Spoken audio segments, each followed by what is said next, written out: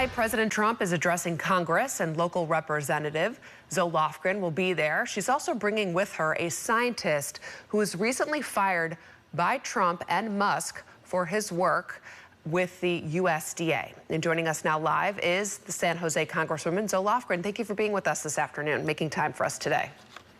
Thanks for having me. So why did you want to bring this fired federal worker with you to this address tonight? I know many other lawmakers like you are doing the same thing.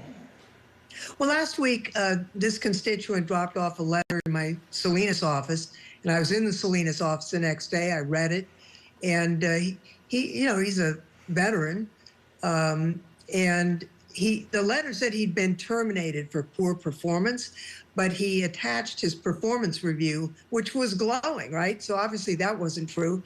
I gave him a call, and he was really angry.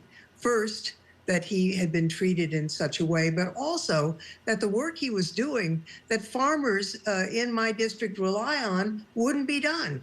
And so I thought, here's a guy who will serve as an example of some of the haphazard and unnecessary and really counterproductive steps being taken by Elon Musk at the direction of Trump, hurting veterans, hurting farmers, and in the end, costing people more money. It's, he is asked to remain anonymous. I certainly understand how petty and vindictive Trump can be, and he doesn't want to become a target.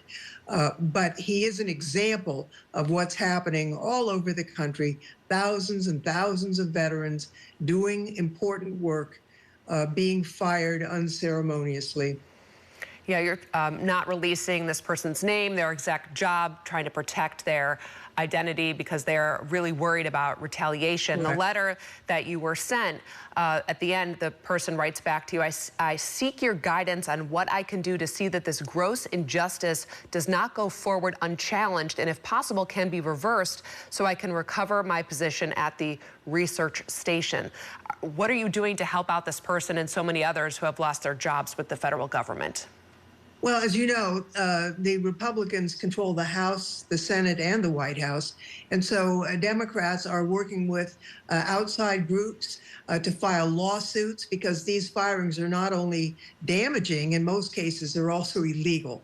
So far, more than 100 lawsuits have been filed, including a class action lawsuit for the employees such as this gentleman to be rehired. So we're working on that, but we also think, in the end, what the American people want has to be reflected in the Congress. And as people find out what these kind of extraordinary and haphazard decisions are, they're not liking it. I mean, for example, I am the senior Democrat in the Science Committee. No one's telling us what they're doing. So we have a portal for scientists to report in.